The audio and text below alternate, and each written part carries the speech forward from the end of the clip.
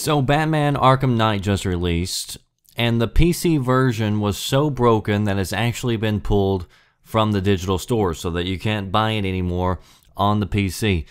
So how many broken games have we seen over the last couple of years? I mean, you had Assassin's Creed Unity, Halo Master Chief Collection, Drive Club, Battlefield 4. I mean, those are just the ones that I can think of off the top of my head. And, I mean, you've also had plenty of games that didn't live up to the hype that the marketing team was able to sell you. I mean, does anybody remember Destiny?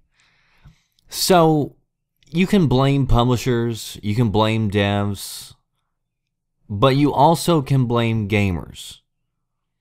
You know, I remember there was a time whenever you would pre-order a game in order to reserve yourself a copy of it, because sometimes when a big game was released, you'd go to the store and you'd find out that they were sold out.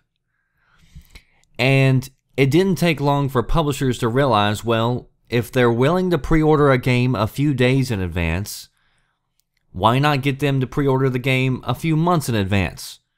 Or now, even a few years in advance. And as far as the publisher is concerned, I mean, that's pretty much a guaranteed sell for them whenever you pre-order a game. So when they look at their books and they see that they've already sold 1 million copies of a game before anybody outside the dev team has actually even played it, what incentive is there for them to even delay the game, even if it is broken? I mean, even if they're aware of bugs and glitches in the game, why should they hold it out and say, hey, you know, why not just go ahead and put it out there? We've already sold a ton of this game. Why should they care? They've already got your money. And they've already sold you on just an idea. And pre-ordering is also the reason why you have a lot of these other screwy practices like DLC and outfits or missions that you only get by going to one retailer over another. And these companies wouldn't pay major dollars to secure these deals if the consumers weren't lining up to throw money at them. And if you think about it, all those games that I just mentioned before that were incredibly broken upon release, they still sold a ton of copies. So, I mean, is anybody really that surprised that we're still getting broken games?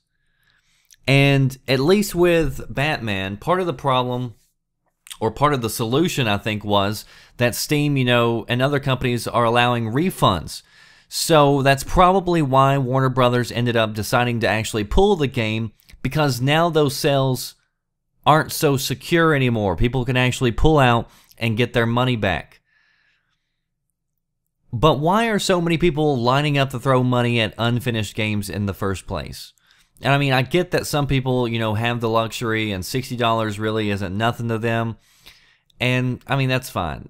I'm not telling you what to do with your money. I wouldn't want you to tell me what to do with mine. It's yours, so you spend it how you want. But I am telling you about some of the consequences of it. And I know that some people get discounts and you save some money by pre-ordering, or some people want those extra things. I mean, that's fine, whatever. You have your reasons for doing what you do. But here's the other point that I was trying to make the other day during the whole Shenmue 3 Kickstarter, and Sony going down the road of wanting gamers to crowdfund other projects. The same road that led us to where we are right now with pre-ordering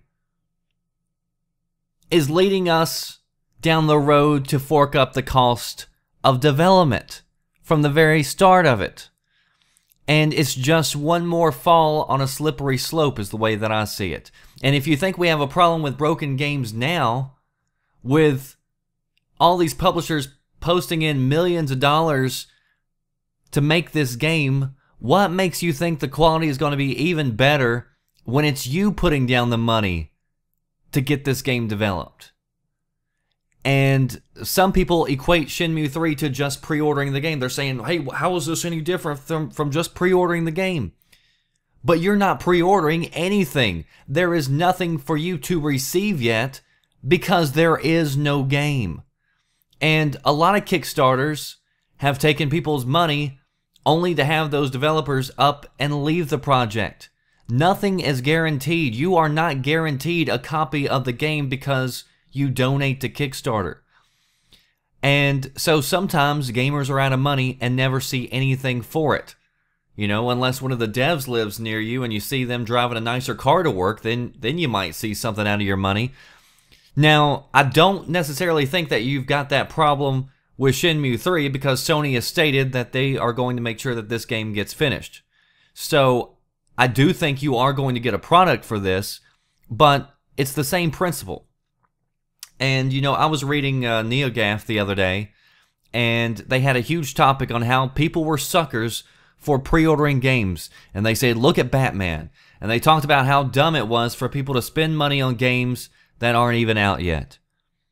But on the same page, in a different thread, they're talking about how great it is that you can pre-order Shenmue 3. The hypocrisy is just astounding.